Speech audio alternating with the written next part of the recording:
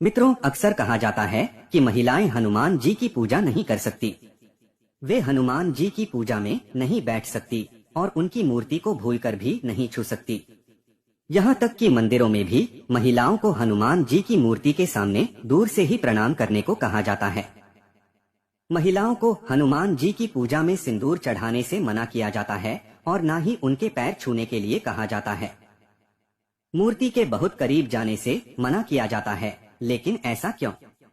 तो नमस्कार मित्रों, आप सभी का स्वागत है हमारे YouTube चैनल पर एक बार फिर। आपसे अनुरोध के चैनल को सब्सक्राइब करें और कमेंट में जय श्री राम लिखकर परमात्मा का अपना आभार व्यक्त करें। कहा जाता है कि श्री कृष्ण की पूजा करके लड़कियां चाहती है कि उन्हें कृष्ण जैसा पति मिले। विवाहित महिलाएं प्रार्थना करती हैं कि कृष्ण उनके वैवाहिक जीवन को सुखी रखें। शिव पूजा में भी महिलाएं शिव जैसा दयालु पति पाने की कामना करती हैं। यह सच है कि महिलाओं को शिव पूजा में शिवलिंग को छूने से बचना चाहिए, लेकिन वह पूजा की सभी विधियां कर सकती हैं। हनुमान जी ब्रह्मचारी थे, यानी उन्होंने शादी नहीं की थी और गृहस्थ जीवन से दूर ही थे। इसीलिए महिलाओं या फिर लड़कियों को दूर रहने के लिए कहा जाता है। दोस्तों, लोग यह भी कहते हैं कि अगर महिलाएं हनुमान जी की पूजा करती है तो बजरंगबली नाराज हो जाते हैं, लेकिन ऐसा बिल्कुल भी नहीं है। वही हिंदू धर्म ग्रंथों में महिलाओं को हनुमान जी की पूजा करने से कहीं भी मनाही नहीं की गई है। महिलाएं हो या फिर लड़कियां, सभी हनुमान जी की पूजा कर सकती हैं। वह स्वयं भी हनुमान जी की पूजा में बैठकर नियमित रूप से हनुमान जी के किसी पाठ या फिर मंत्र का जाप कर सकती हैं।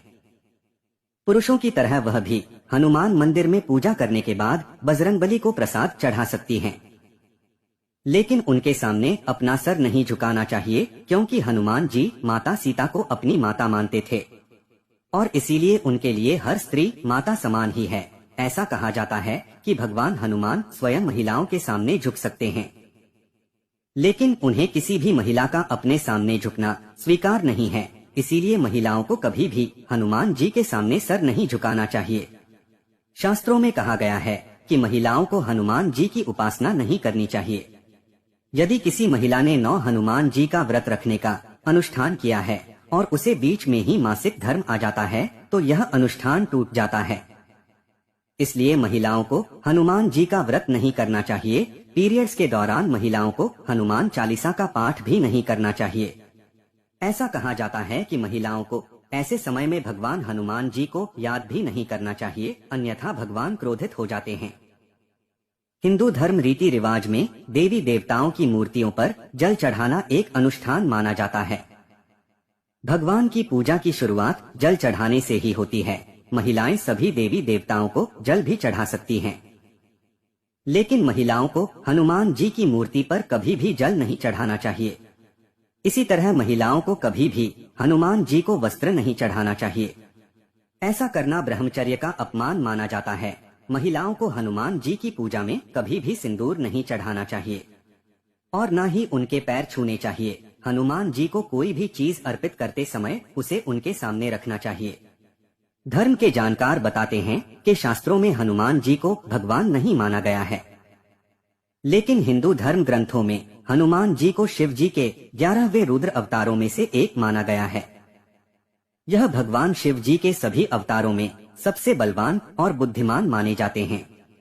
वे राम के सेवक हैं और उनकी सेवा से प्रसन्न होकर माता सीता ने उन्हें चिरंजीवी होने का वरदान भी दिया है।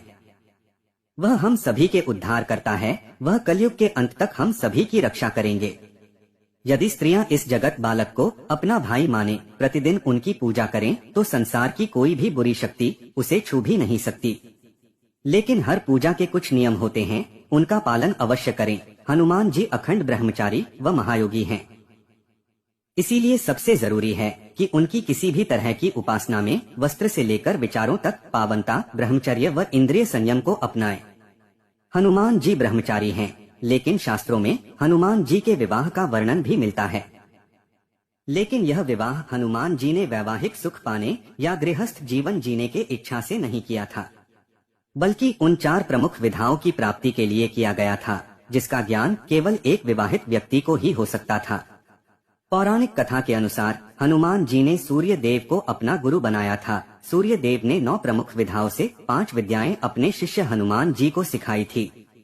लेकिन जैसे ही बचे हुए 4 विधाओं को सिखाने की बारी आई, तब सूर्य देव ने हनुमान जी से विवाह करने को कहा, क्योंकि इन विधाओं का ज्ञान केवल वैवाहिक व्यक्ति को ही दिया जा सकता था।